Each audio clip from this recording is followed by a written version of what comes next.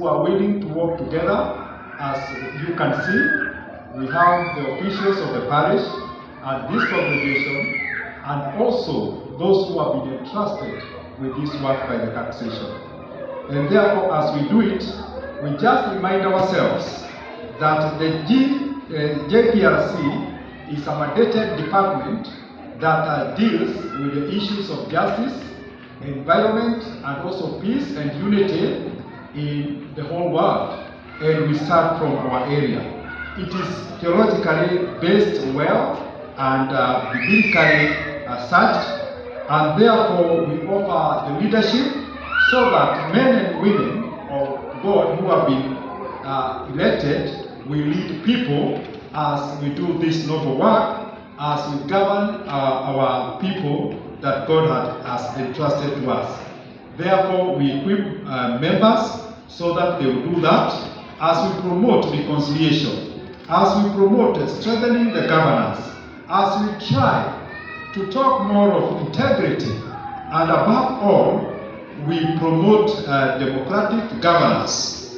Also, it is good to note that we talk of human rights, advocacy, and also we try to talk to the government, those who are in leadership and other institutions, so that they will perform as per the will of God. As we do that, we prepare men and women to be leaders, and even those who will do elections, so that they will maintain the ethics of leadership. Therefore, we have key mandates so that we act as the conscience of the society. And when we talk of society, is our country Kenya. Despite the many things that are going on, we are the conscience, and we tell them not to speak things that are injustice. We also challenge them due to the moral decay, and also as we try to defend the ethics that should be there, and as we practice. We also promote social responsibility to whatever any leader is saying, even at this time. And therefore ours is to promote the national unity to all people, so that we work together as the intention of God. Also, when we bring our minds together in unity, we promote our social life, economy, and also political issues. We also support all communities that are there, that God has given us. All the communities in this country, they are equal before the eyes of God. They are equal before the cross, under the cross. And therefore, we call for protection for any person, ethnicity that is there. We come against it, and that is why we teach our people. Therefore, we build partnership and good strategies. As JPRC, we are there to have people that are taking over and even taking care of all those in all our levels. And therefore, in this year, 2026, we are starting our week today, and the climax will be coming Sunday.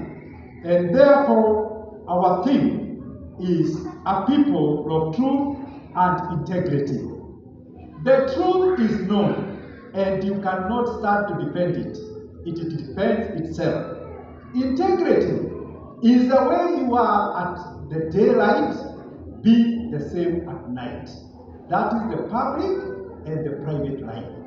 Our government leaders, in all levels, whatever you speak, should interpret who you are at night and also at the day. Right now, we have an example of by-elections at Olkalau. The leaders practicing this. At night, they give money, like bribing voters. They go door to door to do other things, instead of selling what they will do to their people. This is what we are against. And we are teaching our people to stand firm and to know freedom is God-given. It is not a privilege by any nation.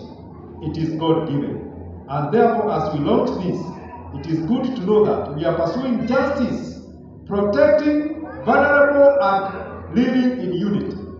The people that we are protecting are people that are given items so that to vote. And tomorrow, their money will be eaten. Therefore, we are protecting those people and telling them when it comes time to vote, we vote using our conscience.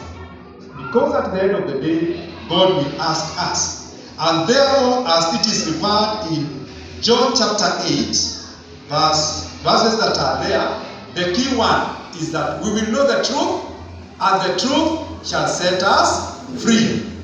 We will know the truth, and the truth shall set us free.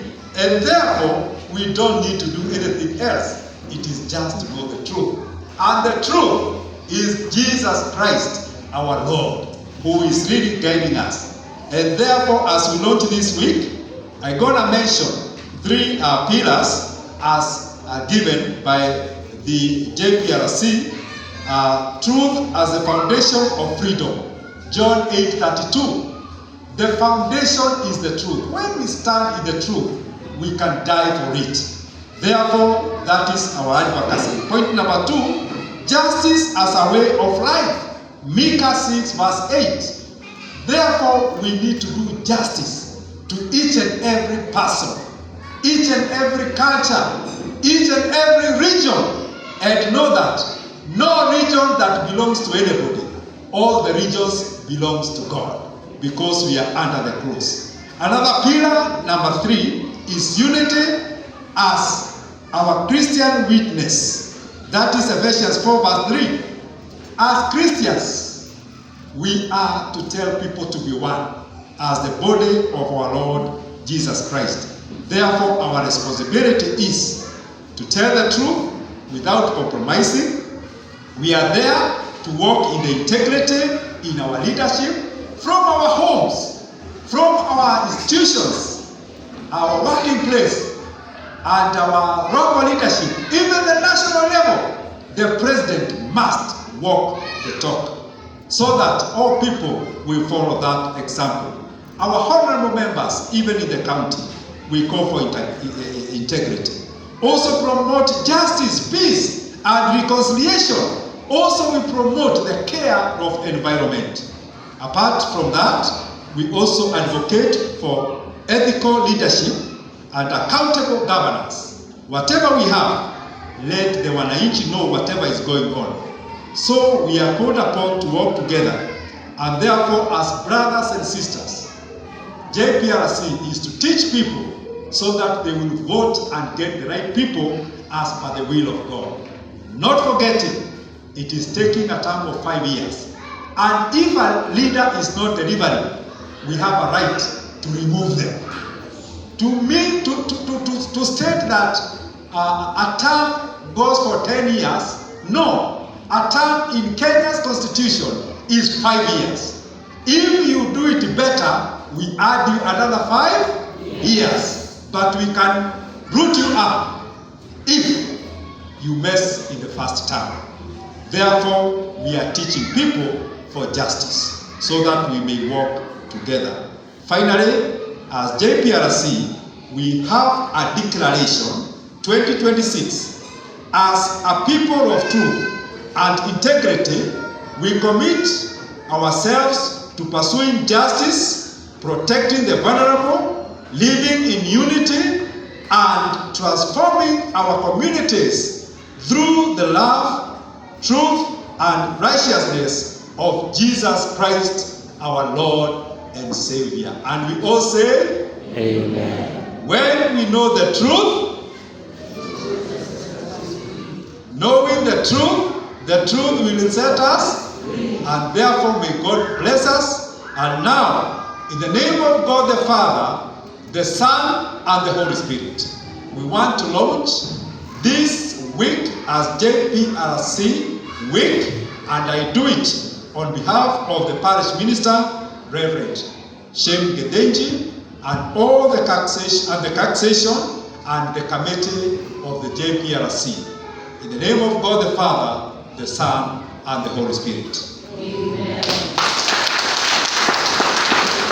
Further to that, I want to welcome all of us at 8 p.m.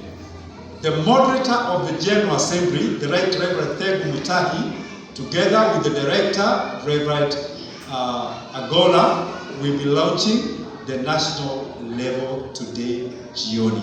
Please tune in the CAG TV. May God bless our country. May God bless our church. May God bless our homes. Amen.